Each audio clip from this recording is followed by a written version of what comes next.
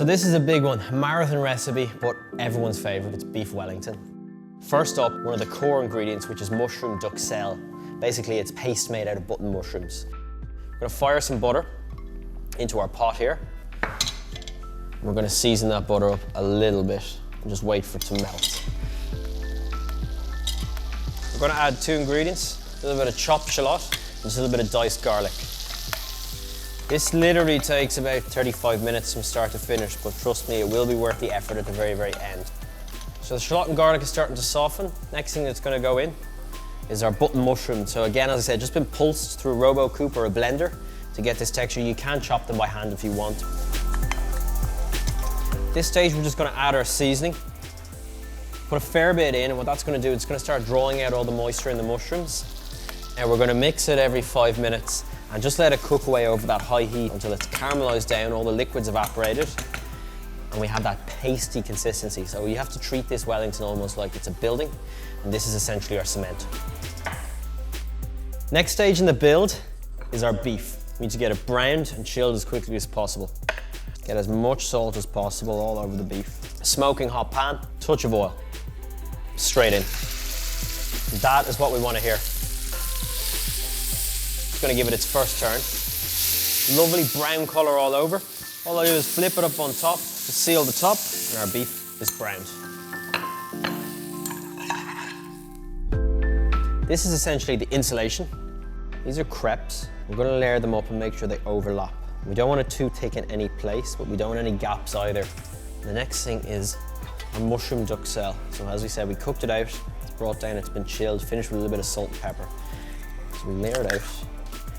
Perfect. It's about 1 centimeter thick, which is exactly what you're after. Take my beef fillet and I roll it straight here.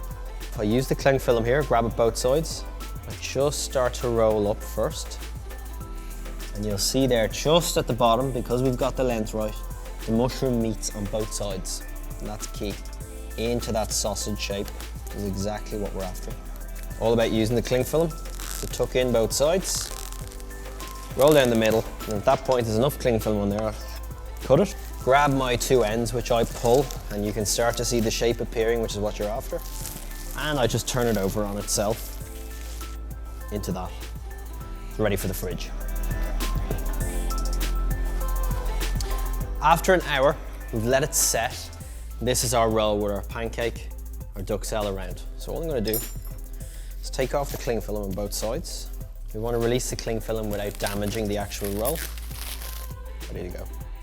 Next up, we have puff pastry. What we're going to do is we're going to go back to our oil friend, the cling film, and we're going to essentially copy the same step as before. What we do is we get the puff pastry in the square, fold it as neatly as possible down. This is egg wash, so what we have here is 3 egg yolks, a touch of cream. I'm going to give it a quick brush on the inside.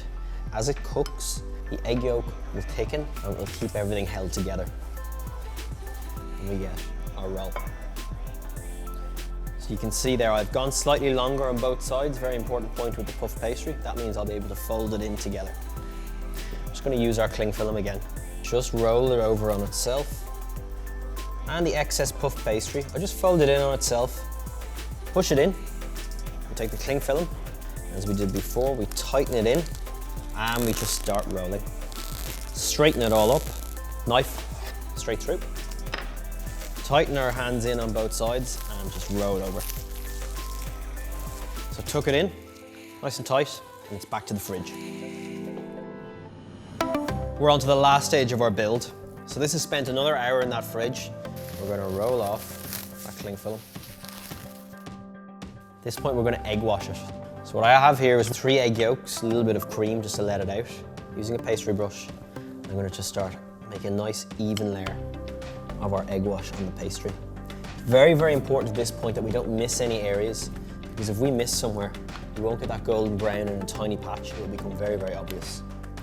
Nice, even, stick it in the fridge. After 5 minutes in the fridge, we're going to give it 1 more glaze. Nearly ready for it to go in the oven. This is the last stage, which is, I suppose, the artistic stage. I'm going to do very, very light lines the whole way down. I'm going to use a couple of molds just to dress it up. Here we have a nice leaf cutter. Because the egg wash is there, it'll stick nicely to it anyway. You can get these molds, any pastry shop, any bakery shop. Finally, it's ready for the oven. So, take out preheated tray, very, very important point. We want to put this on preheated trays. And it goes into that preheated oven, 210 degrees Celsius.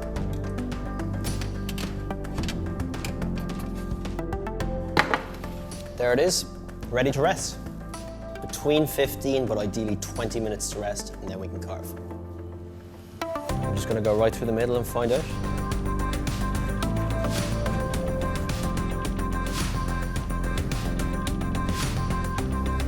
Nice, even cooking throughout. We've got our lovely layer of mushroom, pancake, beef in the middle, perfect and ready to slice.